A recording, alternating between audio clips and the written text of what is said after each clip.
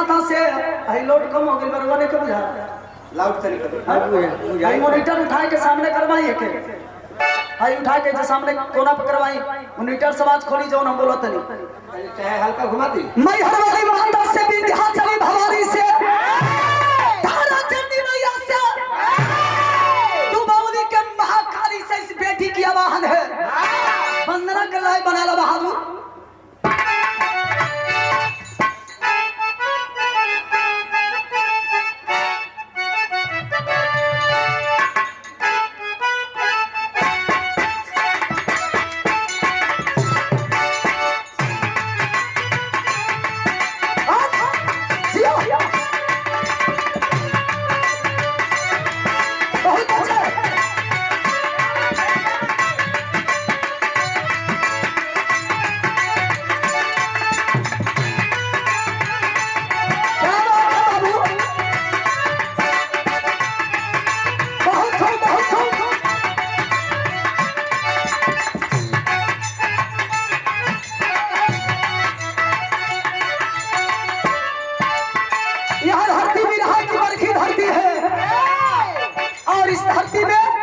हर साल कलाकार आते हैं और यहाँ के हमारे देवता रूपी लोग सम्मान करना जानते हैं। मास्टर साहब बड़ा सुंदर हमारे विरह के वंदना के तर्ज बजाते हैं।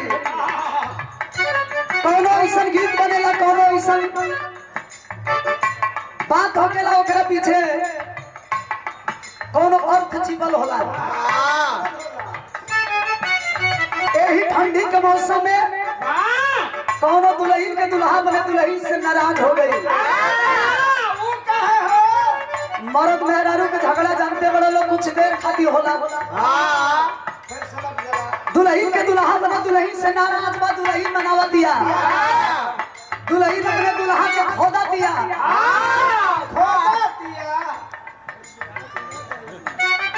ये तो देखना पौनी कहाँ खोदत रहो लेकिन इशारा करत ये कहे का कहे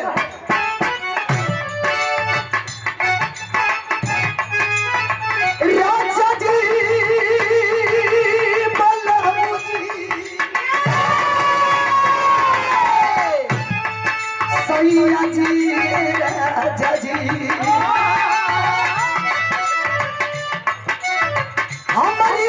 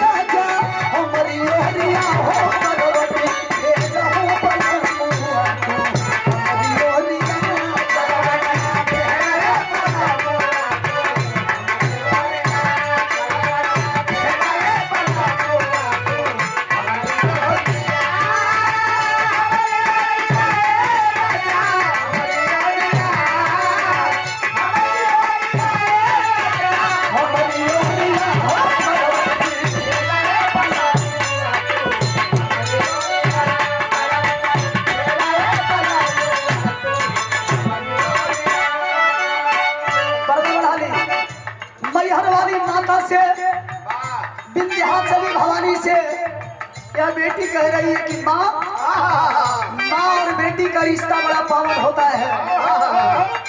ये धरती पर पूत कपूत हो जाए लेकिन माता को माता ना हो। सुनने वाली के तोरे दरबार में जे भी गई वो कभी खाली हाथ लौट के आई। जैसे सबके मेरे बड़ू वही लाइन में तोहर बेटी भी खड़ा दिया। इशारा बका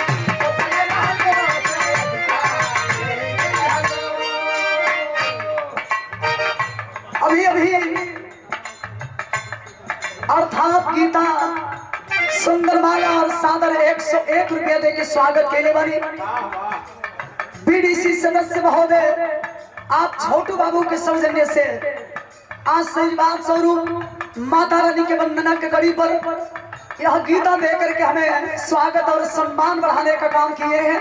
हम निवेदन करेंगे कि एक बार जोरदार ताली बजा करके आप लोग स्वागत कर दीजिए। इस धरती पे सम्मान से बढ़ करके कुछ भी नहीं है। आपके पावन चरणों में कोटि कोटि प्रणाम। स्वागत भैया के महफिल में।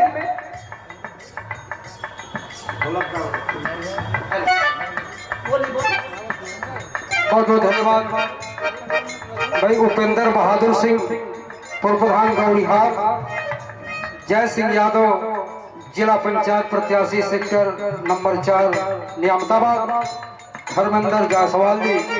हम आपसे चाहेंगे कि आप मंच पर आ जाएं। यहाँ के पुजारी जी आपका सम्मान करना चाहते हैं, आप छूट गए हैं। हम आपसे चाहते हैं कि तत्काल आ जाए, चूंकि कार्यक्रम चल रहा है, बहुत जल्द आ जाइए।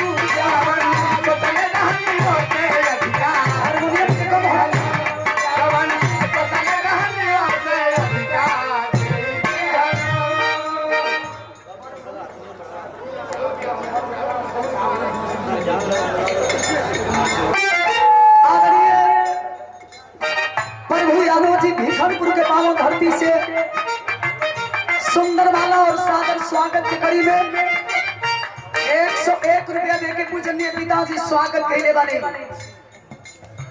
सटला बाबू हंसी मत।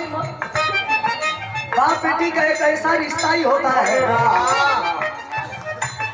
जिनका नाम लिया गया वो आ गए हैं। हम बाबा जी से चाहेंगे अगर बाप से गलती भी होती है तो बेटी को बेटा को सम्मान कर दें, नजरअंदाज कर देना चाहिए। बाबा जी सबका सम्मान कर रहे हैं। जो साथी छूट गए हैं उनका सम्मान हो रहा है। हम साथियों से निवेदन करेंगे कि जो भी साथी पुरस्कार देना चाहते हैं वो नीचे से दें, मंच पर ना आए। मंच कमजोर है, टूट सकता है, इसलिए नीचे से दें।